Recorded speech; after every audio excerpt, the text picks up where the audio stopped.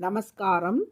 1000 நாமங்கள் 1000 கதைகள் 339வது திருநாமம் தாரணாய நமக. கடந்த நூற்றாண்டில் கும்பகோணத்துக்கு அருகில் உள்ள நாச்சியார் கோவில் என்னும் ஊரை சுற்றி உள்ள பகுதிகளில் பெரும் விஷக்காய்ச்சல் பரவியது. அதனால் பல மக்கள் உயிர் இழந்தார்கள். அச்சமயம் நாச்சியார் கோவில் ஸ்ரீனிவாச பெருமாள் கோவிலில் பக்ஷிராஜ பட்டாச்சாரியார் என்ற அர்ச்சகர் திருமாலுக்கு பூஜைகள் செய்து வந்தார்.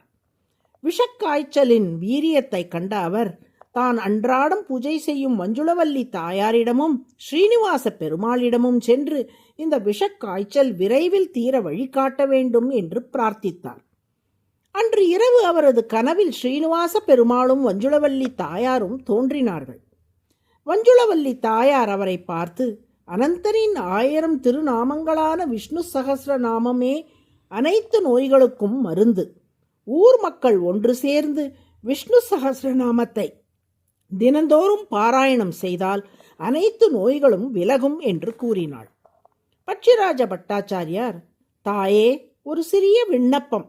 எல்லோராலும் தினந்தோறும் 1000 திருநாமங்களையும் சொல்ல முடியுமா என்று தெரியவில்லை. ஆகையால் இதற்கு ஒரு எளிய வழியை நீயே காட்ட வேண்டும் என்று பிரார்த்தித்தார். அப்போது மஞ்சுளவல்லி தாயார், புரட்டாசி மாத சனிக்கிழமைகள் என் கணவருக்கு மிகவும் உகந்த நாட்களாகும். எனவே புரட்டாசி மாதத்தில் வரும் 4 சனிக்கிழமைகளிலும் ஊர் மக்கள் 100 பேர் ஒன்று கூடி கோவிலில் விஷ்ணு சகஸ்ரநாமத்தை பாராயணம் செய்யுங்கள். அதுவே வருடம் முழுவதும் விஷ்ணு சகஸ்ரநாமம் சொன்னதற்கு சமம் என்று வழிகாட்டினார். மறுநாள் காலை எழுந்த பக்ஷிராஜ பட்டாச்சாரி சிந்தித்து பார்த்தார். ஒரு புரட்டாசி சனிக்கிழமையில் 100 பேர் இணைந்து ஒரு முறை சகஸ்ரநாமம் சொன்னாலும் 100 பேர் சொன்னதால் 100 முறை சகஸ்ரநாமம் சொன்ன பலன் கிட்டிவிடுகிறது. புரட்டாசி மாதத்தில் வரும் 4 சனிக்கிழமைகளிலும் இதை 100 பேர் சேர்ந்து சொன்னால் மொத்தம் 400 முறை சகஸ்ரநாமம் சொன்ன பலன் கிட்டிவிடுகிறது.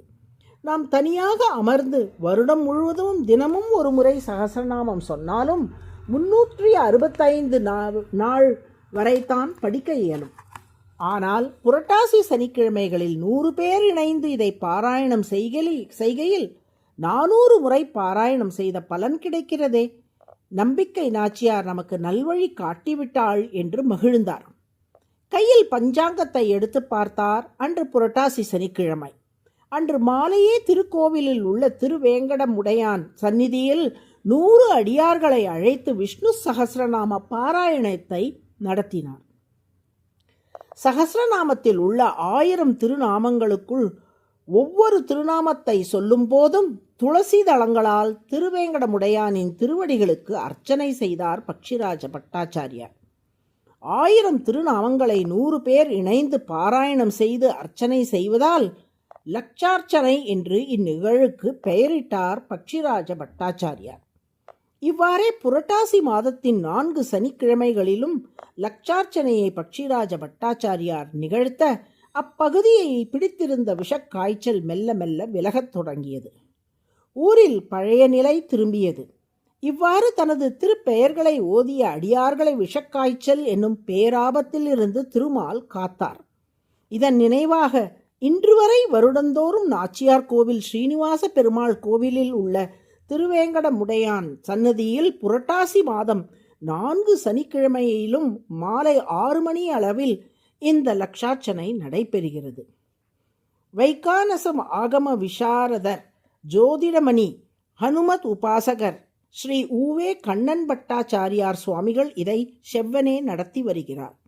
இப்படி வியாதிகள், எதிரிகள், திருடர்கள் உள்ளிட்ட ஆபத்துகளாலேயே மக்கள் பாதிக்கப்படும் போது அந்த ஆபத்துகளில் இருந்தெல்லாம் காப்பாற்றி மக்களை கரை சேர்ப்பதால் திருமால் தாரணக என்று அழைக்கப்படுகிறார். தாரணக என்றால் வியாதி, பகை உள்ளிட்ட ஆபத்துகளில் இருந்து காத்து கரை சேர்ப்பவர் என்று பொருள்.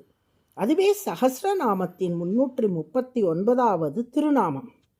தாரணாய நமக என தினமும் சொல்லி வரும் அன்பர்களை அனைத்து வித ஆபத்துகளில் இருந்தும் திருமால் காத்தருளுவார். நாராயண நாராயண.